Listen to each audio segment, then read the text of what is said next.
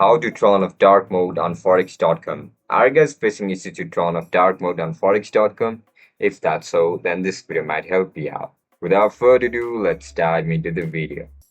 First of all, open Chrome on your laptop or mobile devices. Once you open the Chrome, search for Forex.com website. After you enter the website, log in into your account with your registered email and password.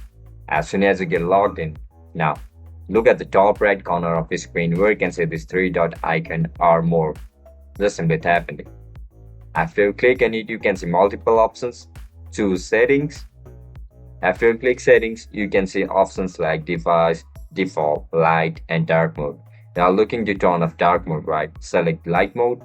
After you select light mode, your device will instantly change to light mode. And that's it guys, that's how you're going to turn off dark mode on Forex.com. If you guys found this video helpful, don't forget to like, share, and subscribe to our channel. I'll catch you in the next one. Bye bye.